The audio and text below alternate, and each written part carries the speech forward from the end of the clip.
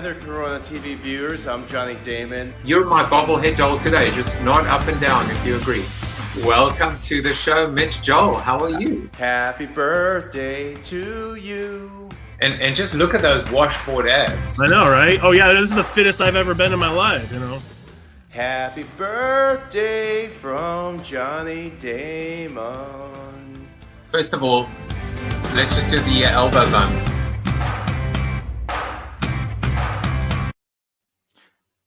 It's Monday, October 26th. It is the last full week of our lives as we know it, because next week is the big one. The big one.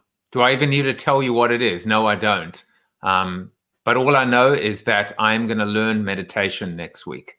It is the only way to calm the high anxiety. And we're going to deal with understanding high anxiety soon enough. But did you notice the little the Bostonian flair, a little bit of Johnny Damon, although he did come to the Yankees after he hurt us in that infamous Game 7, a little bit of CC Chapman. It's all for my guest, and you're going to find out more about her and why she's even on the show, which is the most, I think, cool story as well, and why there's a focus group in the background. Lots of questions, and I will give you answers on Corona TV. The one thing I cannot give you an answer to is why today is National Pumpkin Day. I'm not really sure why National Pumpkin Day is October 26th when we've got frickin' Halloween on October 31st. But I don't know. Maybe it's just a teaser just to remind us that it is the witching season, the ghoulish, spooky season, and pagan day of Halloween. I have no idea. I'm just, going with whatever my website tells me is the national day.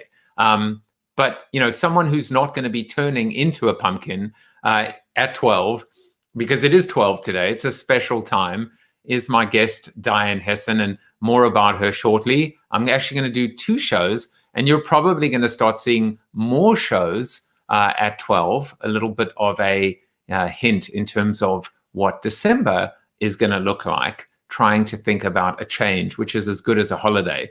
But I have to tell you, it's quite challenging to do it at 12. When you have a routine, right? When you have your way of doing things, suddenly to just shift, even by 2 hours, suddenly it's almost like going back to traveling again.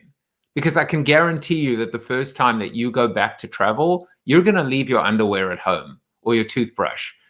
You're just going to be out of kilter, out of whack, out of routine. And so sometimes it's good for us to be able to unlearn bad habits, right? And learn good habits. And doing it at 12, it just means I have to get my act together, a little bit earlier, which is fine to do.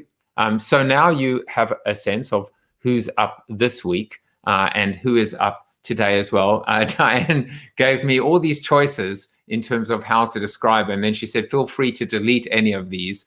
And then I decided to delete none of them because you should know what an exceptional person she is and what she's accomplished. But she is, let me tell you, unbelievably humble too, because when I said, what do you want to promote?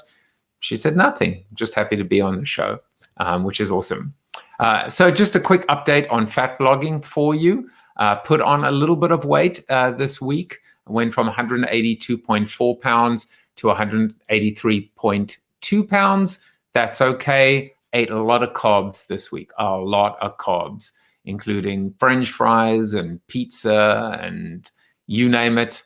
I ate it, popcorn, and that's okay too, in moderation, of course.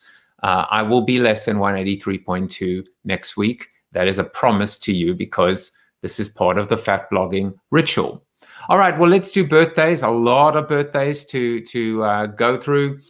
Josh Burnoff had a birthday on Saturday, and I was in contact with him. He's going to come on the show, so that's going to be awesome. David Berkowitz, who has been on the show as well. Lisa Abarask. Let me see who else. Mr. David Waterman, Stephen DeMarco, the great Stephen DeMarco, Robert Tass. And then today, my auntie June Deschino in Roma, in Italy. Happy birthday, Auntie June.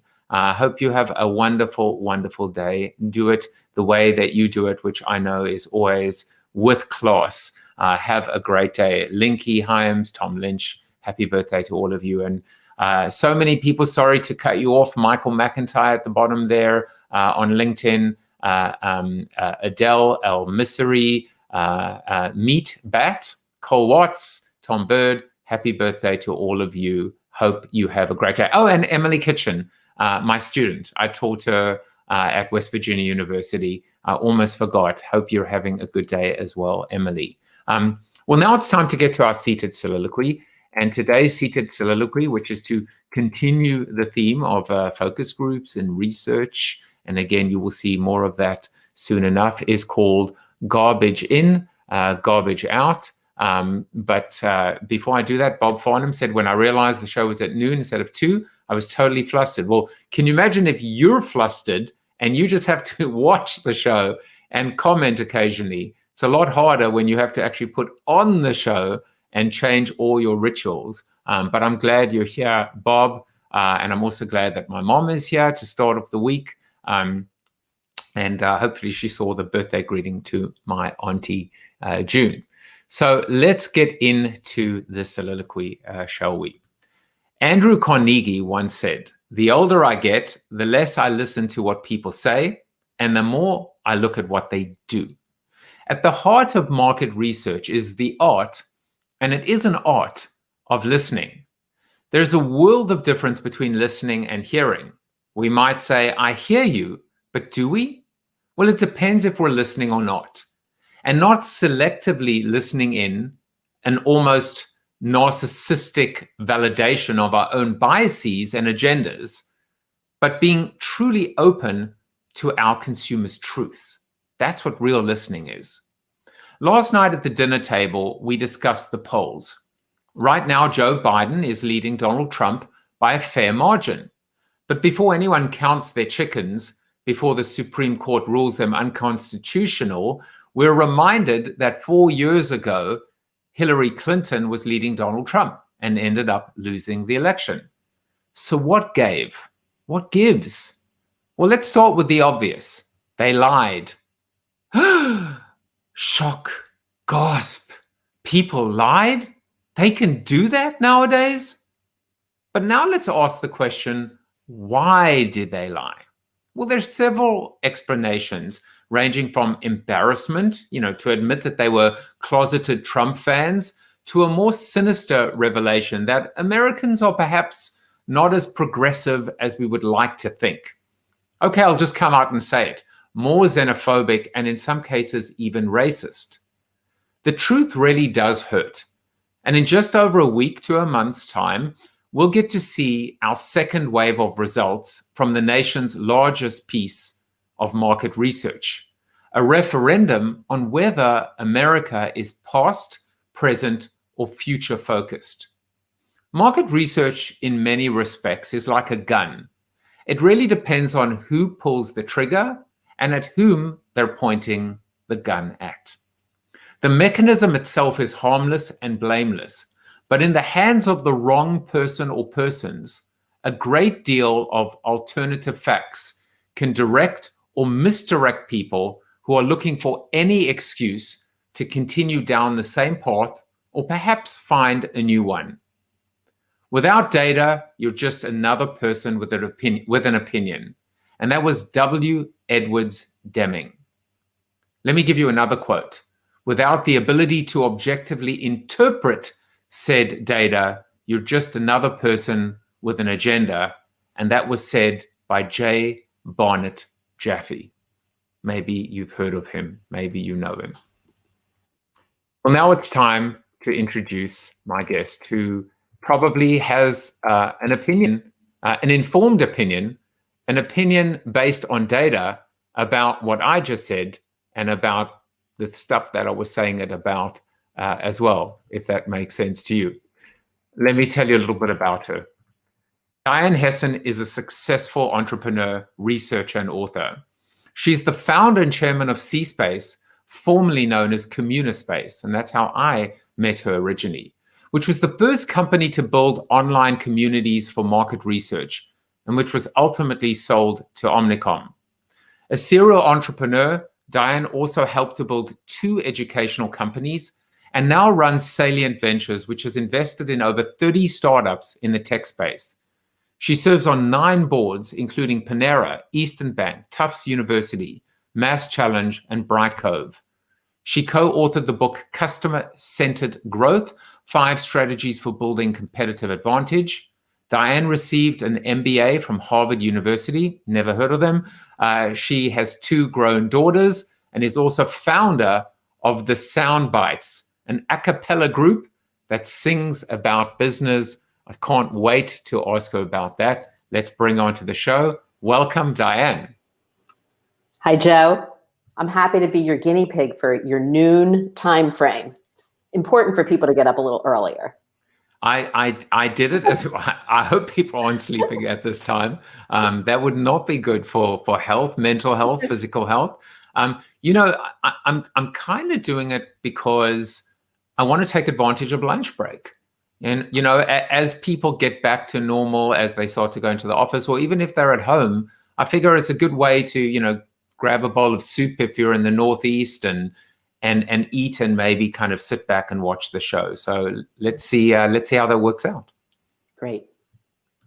All right. So those are your impressive titles, but I think I need to change that. How about we just say founder of the Sound Bites?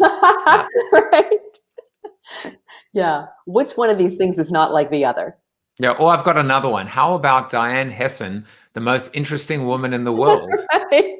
That would be really sad. Well, okay. So we're gonna find out a little bit about you, but before we do that, and Robert Collins says, and she can sing. Well, Thank you, Robert. I mean, I have to ask you to sing. Will you sing for us? Will you give us a taste of a cappella? A taste of a cappella. Okay, so you really want to do this, right? I really want to do this. So, I'm even going to give you the full screen. Well, a cappella requires more than one person. It's the whole point of a cappella. I never really thought I had a great voice, but I'm good at harmony. I can a cappella with you. While I was watching your weight chart. So Yeah. One of the silliest songs I ever learned, I'll sing for you in honor of all of the weight that you lost. So when I was growing up, there was a comedian named Alan Sherman who he had albums full of, songs that just made you laugh. And my favorite one went like this.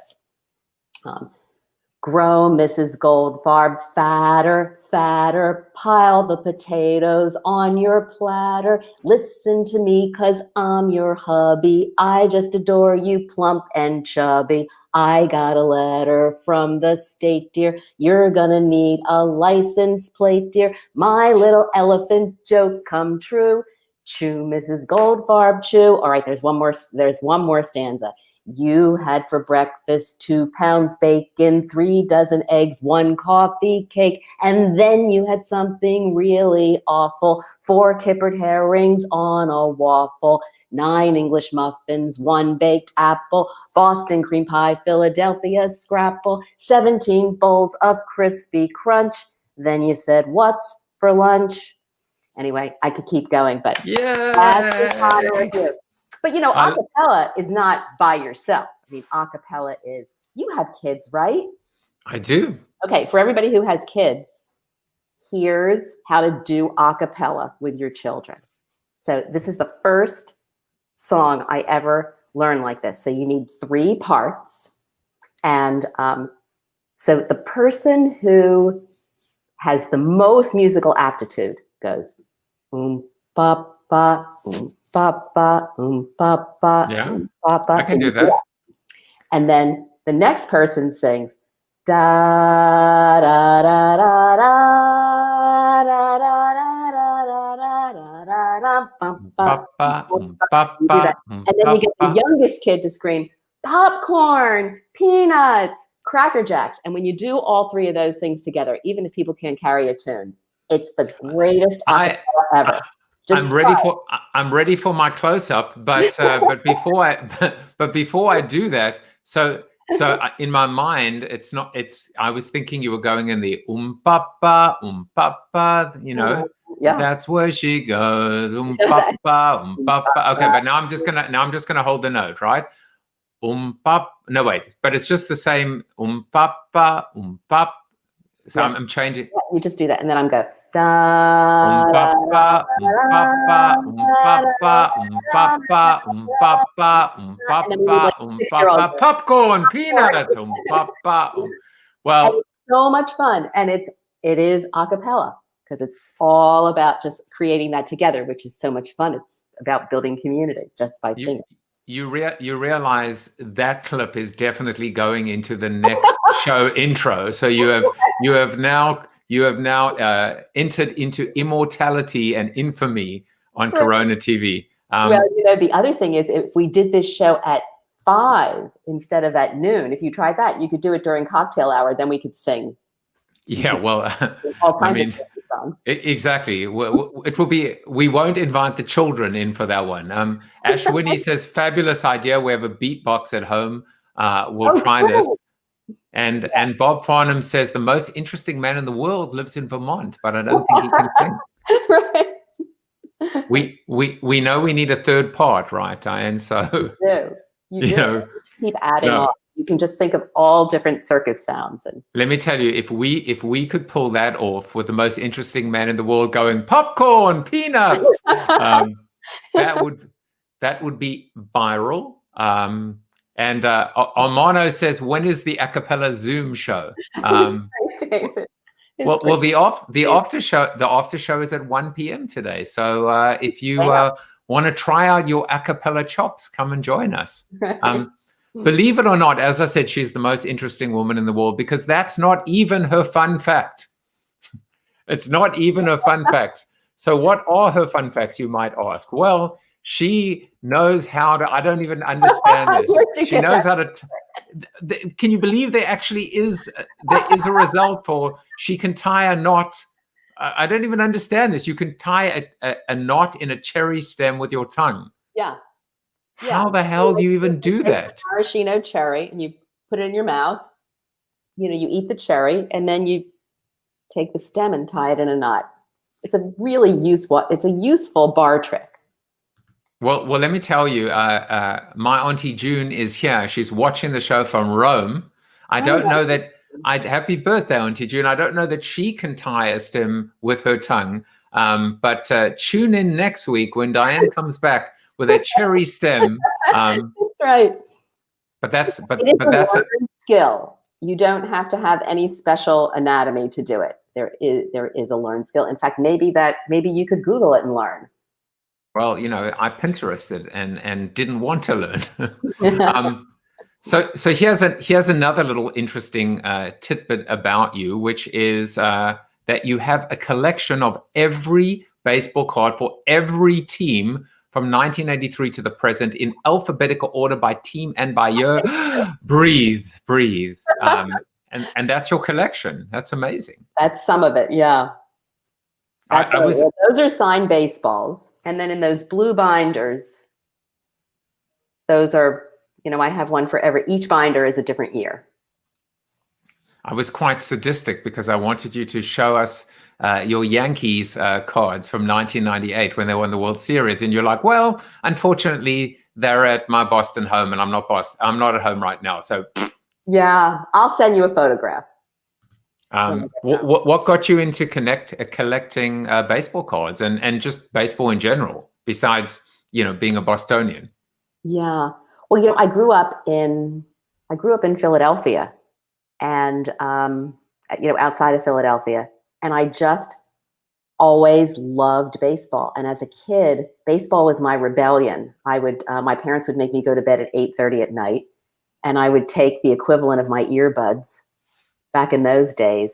And I would fall asleep every night with my earbuds under my head, listening to the Phillies play baseball. And that was in the early 60s. The Phillies had 11 games to go, and they only had to win one, and they lost all 11, which was actually the beginning of my preparation to be a Boston Red Sox fan, which was quite painful, for many years. But I just always loved baseball, and the boys in my neighborhood all had baseball cards, and the girls didn't.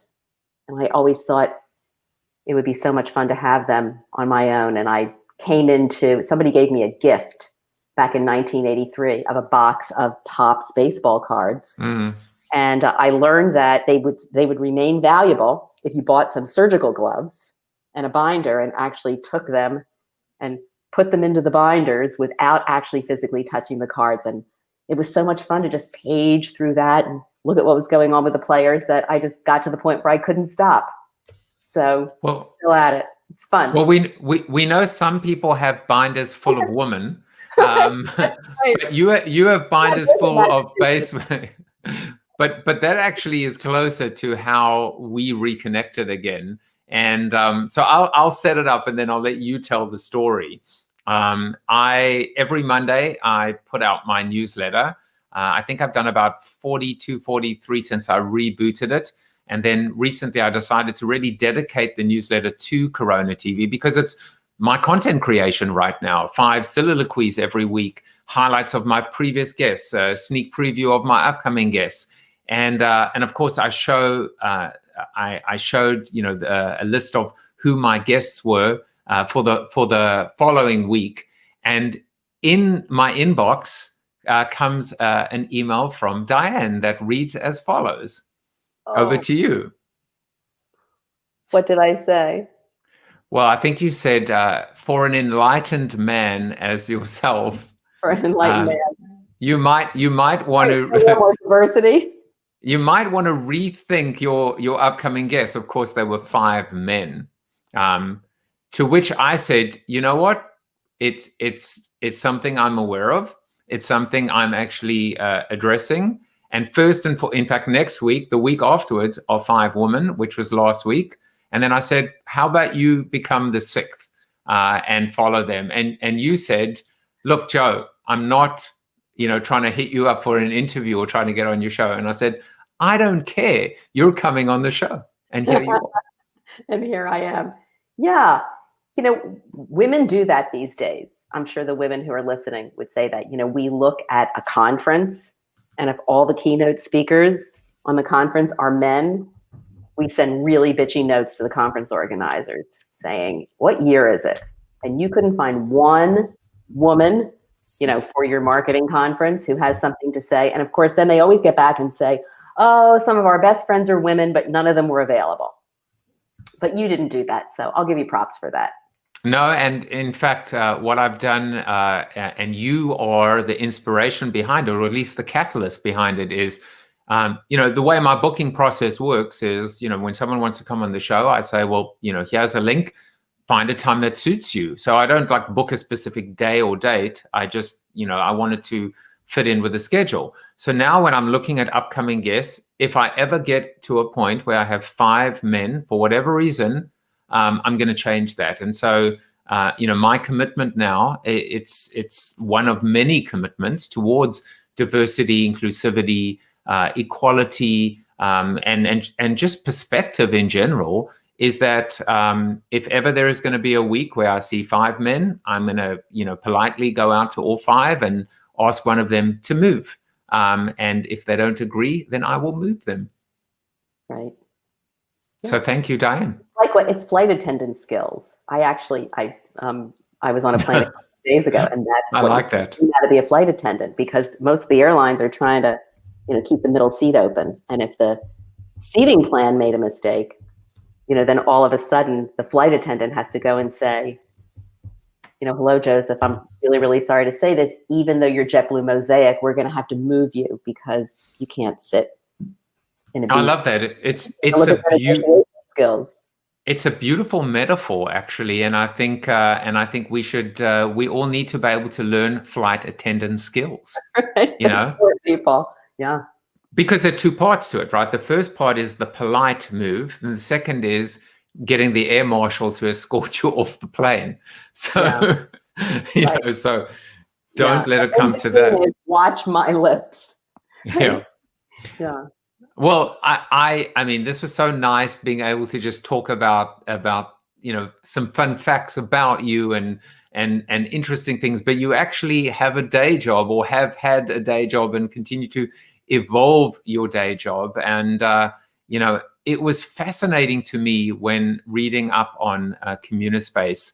I mean, it was a company that I loved, admired, respected, was really influential, in the space in terms of, just talking about the future of insights and community-based insights. Before I actually get to your experience there, I wanted to bring up the quote of the day and see if you can identify the quote of the day, because I think it's quite apropos. So this is the quote, and let me just remove our live button because people watching know that we're live because they can get their comments on. Doing research on the web is like using a library assembled piecemeal by pack rats and vandalized nightly. So a detractor. Do we know who said that? Oh my gosh. I believe he has passed away. But he was a movie critic who was very famous for for 2 thumbs up. It was Roger Ebert. Oh yeah, Roger Ebert. I think he passed away. Or if he didn't, Roger, sorry that I said you're dead if you're not. But Diane, obviously this was there are always going to be detractors and critics. I would love for you to talk a little bit about this company that you built. And there are 2 parts to it, right? Because the one part is to almost address this quote. But the second is, you had said, I was just fascinated by this comment. Communispace was 3 years of hell, 2 near-death experiences, followed by 10 years of spectacular growth. So maybe you can set up these 10 years of spectacular growth by talking about the hell and the near-death. Yeah. I mean, the hell, I could do the next hour on the details of the hell. One of the things that happened to us in the beginning is we had an idea that didn't work and we were running out of money and our investors almost didn't invest in us. And another, when things started clicking, we had a massive case of employee fraud. We had 10 contracts from major companies that were all fraudulent. And it was just all this time trying things, redoing our software, conserving cash and everything else. And then it just all started clicking. The whole idea behind Communispace was that the web was going to change everything about how companies could engage with and connect with and get inspiration from their consumers. And, in the beginning, if you think about that quote from Roger Ebert, people thought that they could use the web to just get something fast. Just think, if we didn't have to, people used to call Communispace a focus group on steroids. So just think, you don't have to take the time to get 10 people and put them in a room and sit for an hour actually trying to listen to them. You could get more than 10 people pretty easily, and all they would have to do is to click a link and you're absolutely connected to them. So speed was the real attraction. One of the things that we figured out was that when we brought 300 people together online and put them in a virtual room, that there were 2 real breakthroughs. One was that we could ask them questions or they could give us ideas, but a lot of the insights came from the conversations that they had with each other, which were serendipitous, which were just full of gold. And the other thing that we learned, Joseph, that I think relates to what you talked about in the beginning of your show is that we broke the biggest rule of market research at the time, which was if you're going to ask people a question, don't use the same sample again. I mean, it was just the worst mistake you could possibly make to, for instance, survey a group of people and then go back and survey them again. I mean, why would you do that? But what the communities did and what we learned online was that when we brought a bunch of people together and we were in constant conversation with them week after week after week, and we built relationships with them, that actually, instead of biasing the data, it actually made people incredibly more honest with us. And that was the big deal. So the combination of kind of serendipitous, random conversations that people would have with each other where they were really honest.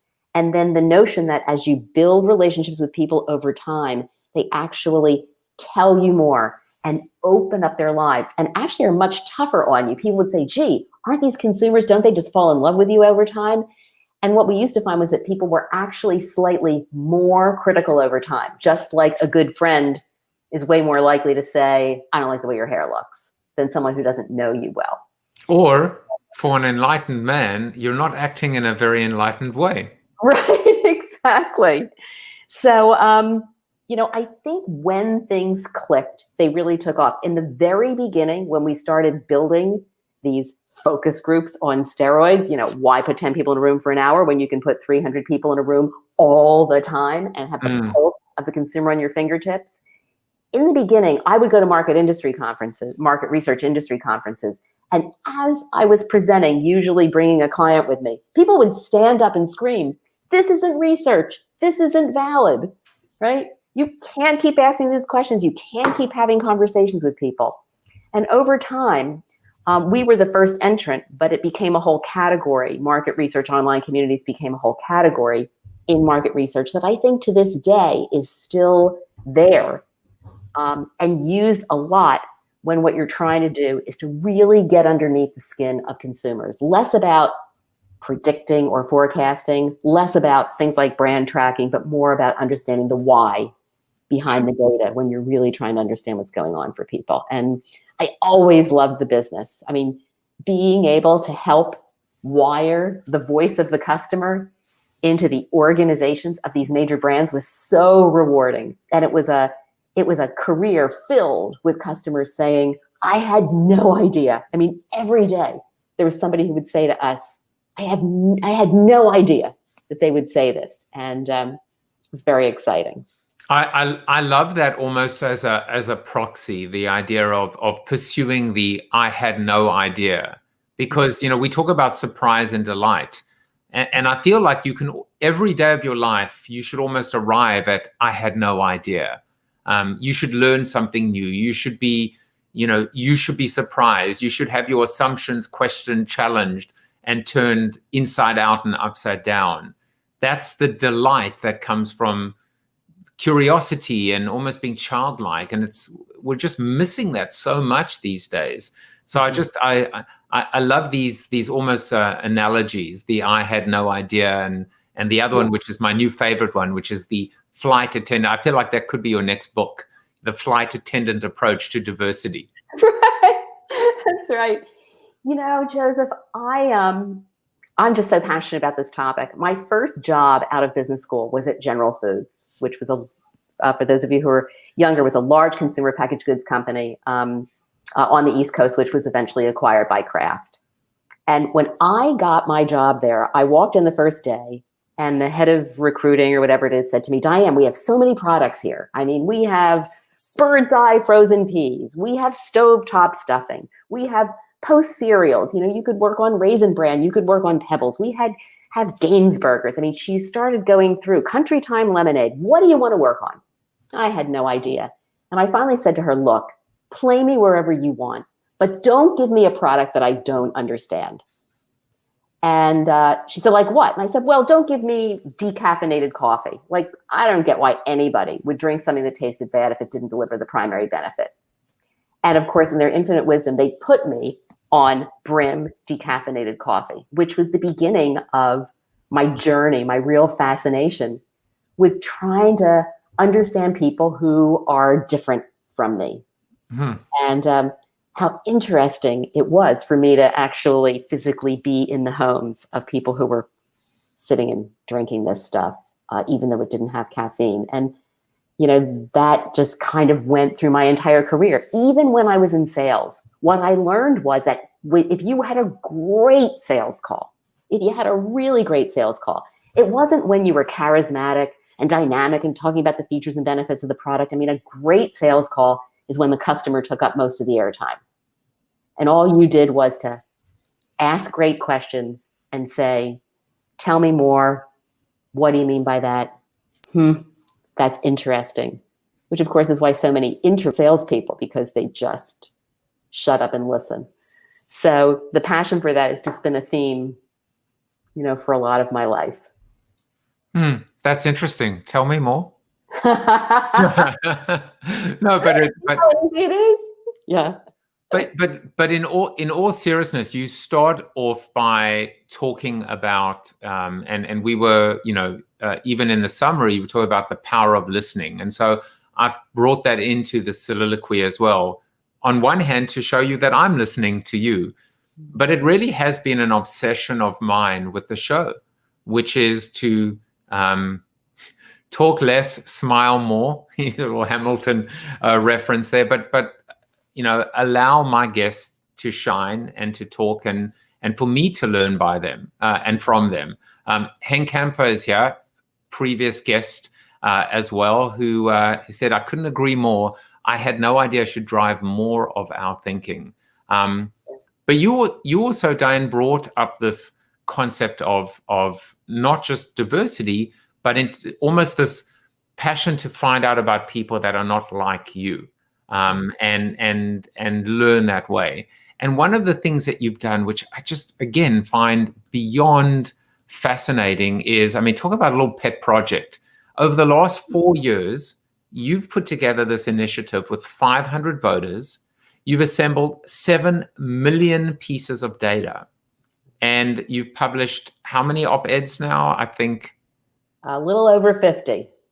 So in reverse. I was going to say the latest one is called Young People Get Out Your Vote, but you're writing the next one right now. So I'm going to ask you about that. I'm going to show a little video clip which talks about an unbelievable story that you uncovered. But why did you set up this initiative? Why did you undertake this? And then we'll kind of go into the story. Sure. We sold Communispace. I stayed for 3 years, left, decided to do something else. I had a great leadership team, picked one of my people to run the company, and I went off to run another company that was in the education space. And about 2 years in, one day I get a call from a friend of mine who I met in the market research industry and who was very high up in the Clinton campaign. And we started talking about what was going on and what he was learning. And he said, I'm just wondering if I can pick your brain. He said, we have a lot.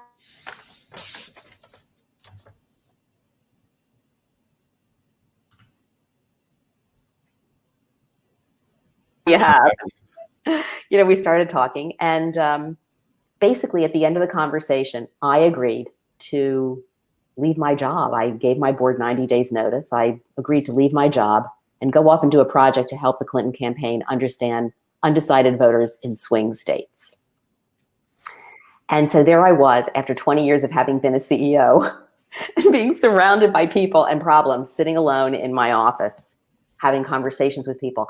I thought it was going to be impossible to find undecided voters. How could you not know whether you were going to vote for Hillary Clinton or Donald Trump in 2016? As it turned out, as we say in the market research world, it was the easiest recruit I had ever done. The country was filled with people who were saying things to me like, I'm just going to walk into the voting booth, hold my nose and flip a switch. And so I did that throughout the campaign. And after the election, I wrote my first op-ed. I just thought, I was doing what I did at Communispace. I'd learn some stuff. I'd send a weekly report in to the campaign. Sometimes they would really listen, sometimes less so. But at the end of the campaign, I had become so passionate about this issue, about what was going on in our country, that I decided not to go back and take another CEO job, but to carve up my life so that I could basically spend a third of my time just continuing this. So now what I did in December of 2016 is I created a whole new group of voters across the country, all ends of the political spectrum, all ages, ethnicities, at least 8 from every state. And, they've been my community for the past 4 years. I'm in conversation with these people every single week. I give them a fun project. Sometimes it's a boring survey. Sometimes they'll do Mad Libs, or they'll create a collage, or I'll send them a video and have them react to it. But again, as we were talking about before, especially when you're talking about emotional political issues, everything is about my building a relationship with these people so that they feel motivated to tell me the truth. I mean, I've had people call me and whisper in the phone and say, I'm telling you this, but you can't tell my spouse because I'm worried that she'll leave me, or whatever. It was about really trying to understand where people are and why. So it's been very gratifying, and I'm going to stop as of Election Day. Oh, really? So you're going to actually, you're done now. You're I'm going to writing be my last piece. Yeah. All right. So I got 1,000 questions to ask you about that, and I'm sure you do too, watching. So if you want to pick Diane's brain, if she'll allow you near it, we're going to be going to the Zoom after show in about 20 minutes, and I'm sure there are going to be tons of questions. But I'm going to show a video, a little clip from CNN that referenced what you had said had been the most significant. I think it was the most significant event or moment that caused a substantial shift in sentiment. And I think this was amongst undecideds 4 years ago. So let me show that, and then you can talk about it. Boston Globe recently ran an op-ed by a woman named Diane Hessan. She was hired by your campaign to study undecided voters in battleground states, to talk to them every week and find out what they were thinking. She wrote that there was one moment more than any other where she saw undecided voters shift to Donald Trump. It was not the Comey letter. It was when Hillary Clinton referred to the basket of deplorables. She made that comment on September 9th. Did you realize at that time that comment that she made was as potentially damaging as this one study by somebody who worked for your campaign says it was? First of all, Hillary apologized right away after that and said that she misspoke and that she regretted the comment. That's something that Donald Trump wouldn't do. She didn't say that. She said she regretted putting a number on it. She regretted saying her choice of words. But Donald Trump never apologized to Keys or Collins. I'm talking about Hillary Clinton right now. Sure, but well, you both do it. Yes, but we won. True. No, but I think, look, you're talking about one instance where Hillary Clinton said one thing, she immediately explained that she regretted. So you don't think it had an effect? I think she regretted getting caught. Let's be honest here. I think it definitely could have alienated some voters, and that's why she got out there right away. Look, here's. Oh, memories. Yeah. Seems like decades ago.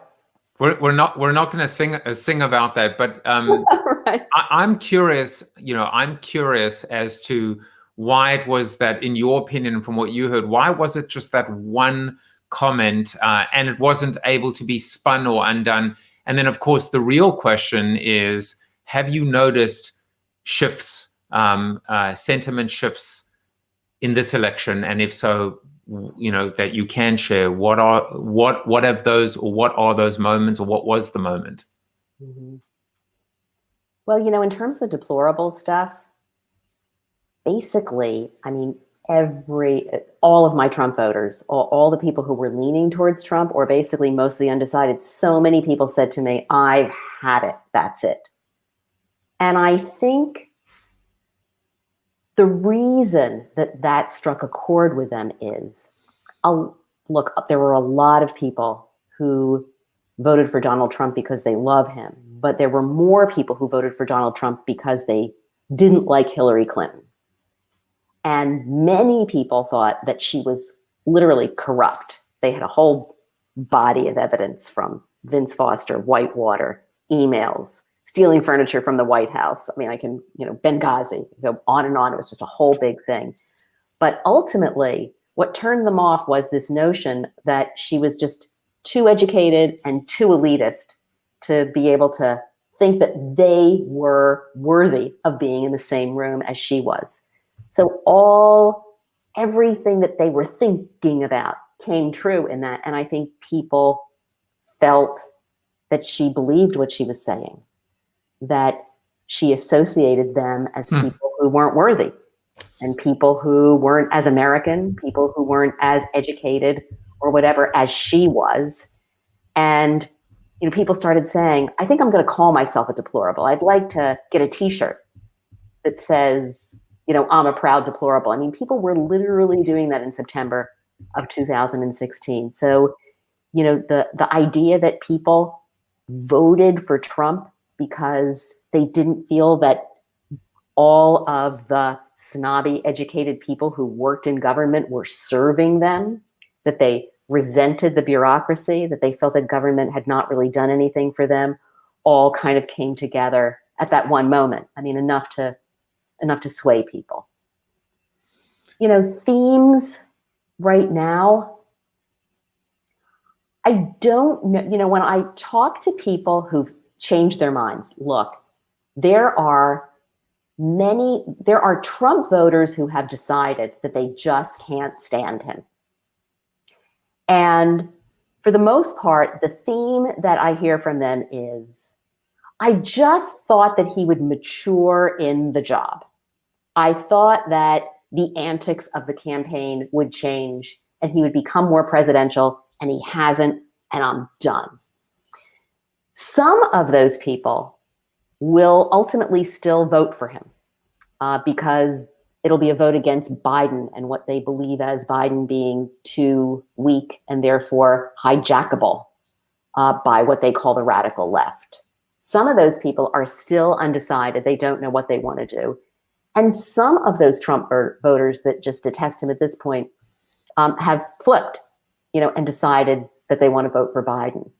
But it's all over the place. I was listening to the news this morning, and now they're interviewing all these white women because white women seem to be moving, over to voting for Biden. I will tell you, I've got 100 white women Trump voters in my panel, and I could tell you that at least 60% of them are absolutely positively voting for Trump again. So the themes are all over the place. The biggest problem we have, which is what my last piece is going to be on, is that I believe that our biggest problem in our country is not who our president is. I mean, even though everybody in the community knows what my politics are. People know I worked for the Clinton campaign. They know I'm voting for Biden, but all these Trump voters are educating me. The biggest problem in our country is what we think of the other guys, is what we think of each other. It's really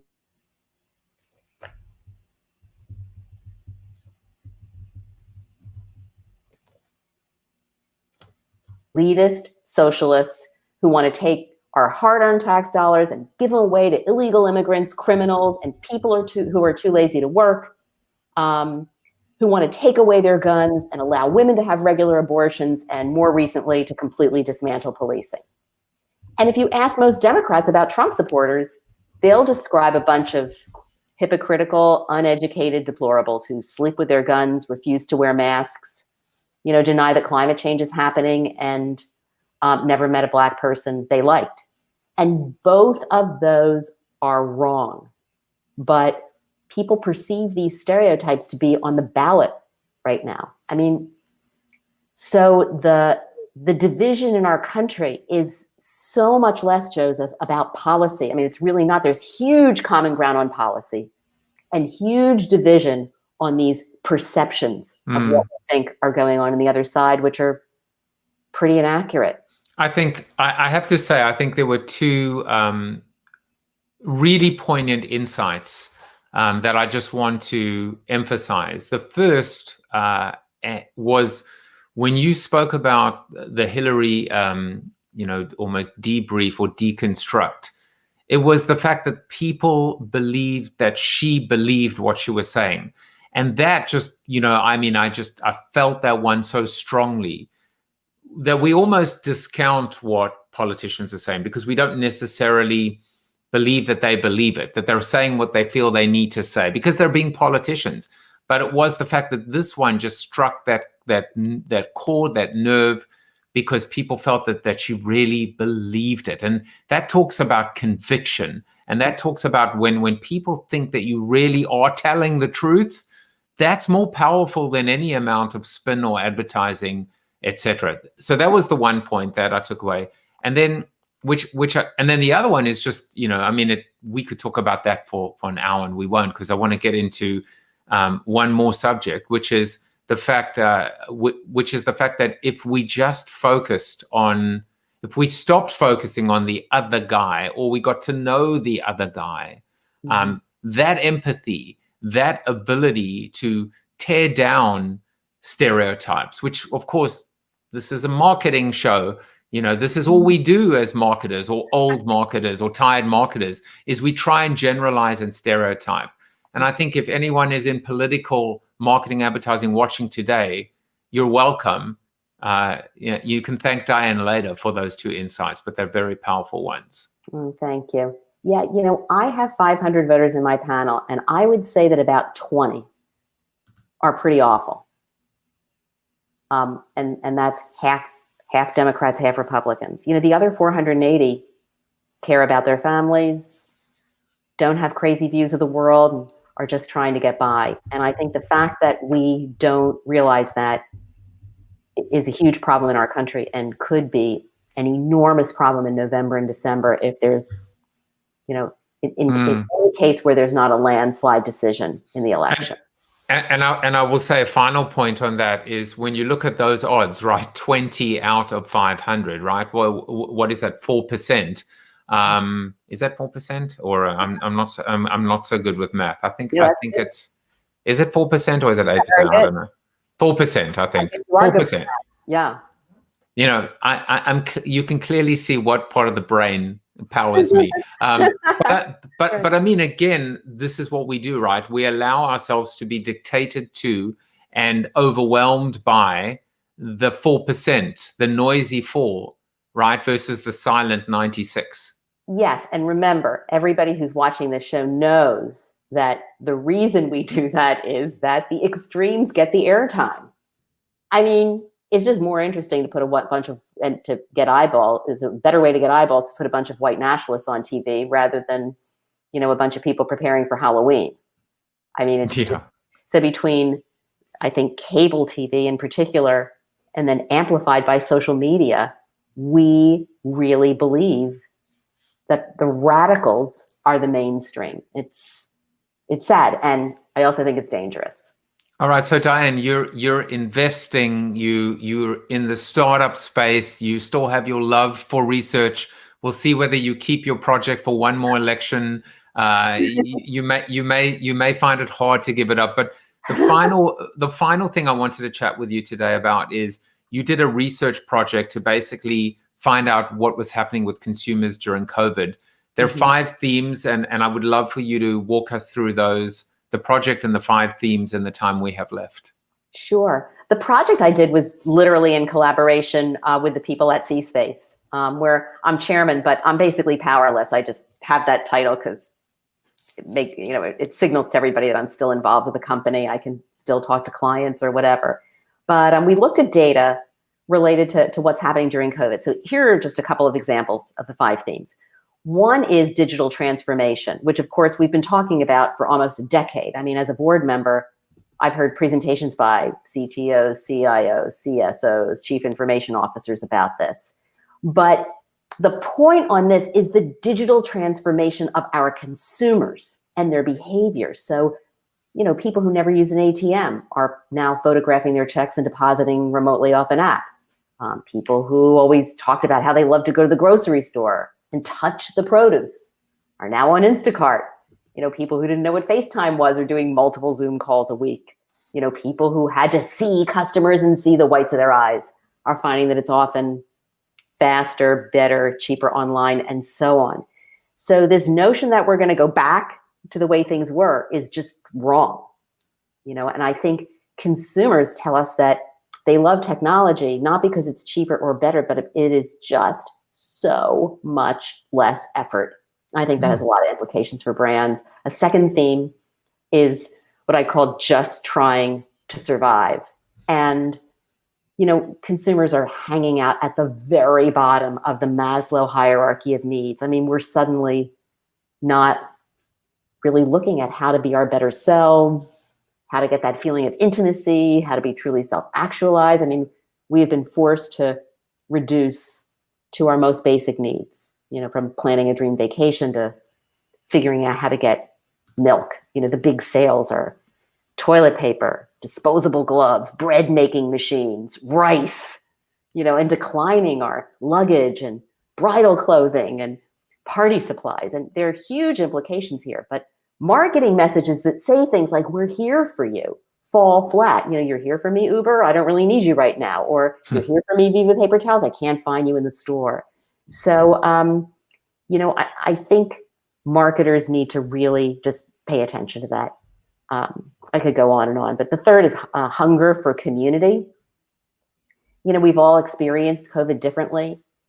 But the wonderful images that we have are like that photo of all the Italians in Milan opening up their windows and singing from their balconies to applaud healthcare workers, singing loudly. I mean, this theme is universal, that even though we're apart, we're together. It's kind of our tagline. And I think there's so many things that brands can do as a result of that. If I were a CEO right now, I would be having an online customer advisory board meeting every week with different groups of customers, talking to them about what's going on, sharing information, asking for their input. And of course, I'd be creating content that connects people. Opposites are true. People just sound schizophrenic.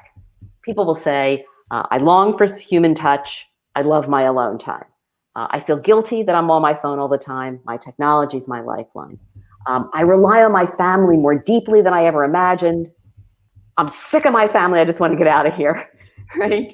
And so on and so forth. I found joy in using my kitchen. I'm sick of cooking and I want to eat out. And I think that means that you can't make assumptions. What consumers tell you one day may be completely different another day, which is just an argument for saying, tell me more, as opposed to... I basically, I say this a lot on the show, that our lives are this manic depressive, set of contradictions. And so we go from the highest of highs to the lowest of lows in the blink of an eye. And we have to almost, that's obviously hard for lazy marketers. It's hard for people that want to bucket us or compartmentalize us or say you are X or you are Y when we're both. And we just move. It's very fluid, this transition from one to the other. And the only way to understand it is to be in it and to be a part of it. Mm-hmm. Yeah, absolutely. Yeah. All right. And then speaking of... Last one is an easy one, high anxiety, which I could go into, but this is the most obvious theme, but our, consumers are anxious because there's so much uncertainty, so much out of their control. And they're responding by creating more rituals and more structure in their lives. Maybe we'll walk at 3 o'clock every day. Maybe we'll have a cocktail at 5:30 every day. Maybe I'll exercise at this particular time. There's huge fear of public places, and brands that help us figure out how to make them part of our routine win. Like we figured out the grocery store routine. It used to be very scary. Now we know how to go in. The most unbelievable example of high anxiety is that gun sales are way up.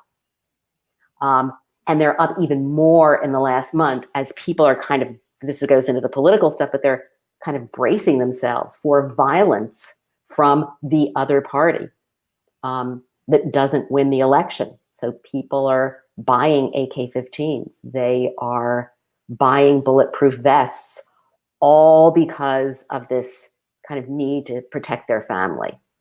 But what brands need to focus on is, I know it's not exciting to do, but telling people how you are being sanitary, how you're taking care of them is still a hugely relevant marketing message because people are worried. Well, I actually came up with the other day, I said, this should have been the tagline for Biden-Harris, which is 4 bore years. Just like you're not actually going to care. You're not even going to worry. You won't even hear from us. We'll see you in 4 years' time. But it's interesting how you equated anxiety with almost this idea of mundane, boring routine, that we need that's what's causing the anxiety, is that our routine, we're trying to find those new routines. Maybe Corona TV should be your routine because we're very consistent. We're on every day.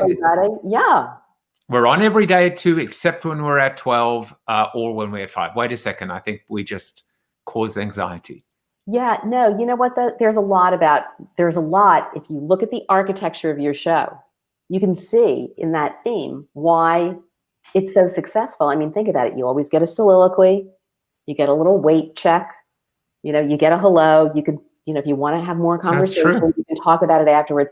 Having something structured like that so people know what to expect when so much in their life is unclear is hugely valuable. So you shouldn't underestimate how much that matters. I never thought about it, but it also is, and it's funny, even when you look at call signs, the way that John Oliver, right? He goes, welcome, welcome, welcome. It's the same thing. And if he doesn't do it, you think, what's going on here? Like, what's happening? The world is out of kilter.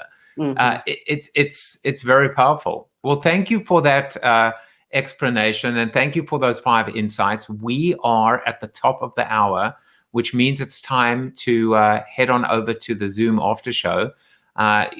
You can follow Diane on the Twitter, and Diane says she's very responsive if you want to have a real conversation with her, if you're part of the 96% and not the 4%. But you really have one call to action, or call, and that's this, right? Vote, shut up with your ads, and listen to consumers. Treat people with dignity. I feel like those are 3 different calls to action, but I'm going to give you the last word, Diane, and then we'll carry on the conversation in our Zoom after show.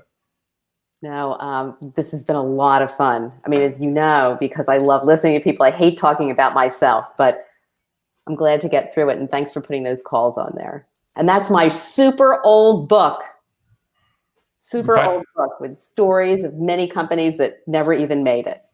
An oldie but a goodie. An oldie but a goodie. I wrote that book when people bought books in bookstores. Exactly. When they even went into bookstores. Well, Diane, thank you. It's been an absolute pleasure. And for those of you that are going to join us in the Zoom after show, come on over, enjoy it. It's going to be fun. And I will be back tomorrow with my guest all the way from Australia. It's going to be 5 o'clock in the morning. And I have a feeling he's going to look like it's 5 o'clock in the morning. Take care, everyone. And I will see you tomorrow. Bye-bye. Thank you for watching Corona TV with your host, multiple author, and global keynote speaker, Joseph Jaffe. Corona TV is the show about hope, positivity, optimism, and if there's time left over, a little bit of marketing. The after show on Zoom starts right now at bit.ly/Corona TV After Show. If you like the show, tell a friend or two. Please subscribe to the show at CoronaTV.show. And if you want to get inside news, previews of upcoming guests, and much more, text Corona TV to 66866 or visit josephjaffe.com/subscribe to sign up for the show's newsletter. And despite the best ministrations of your wife, you still look ugly.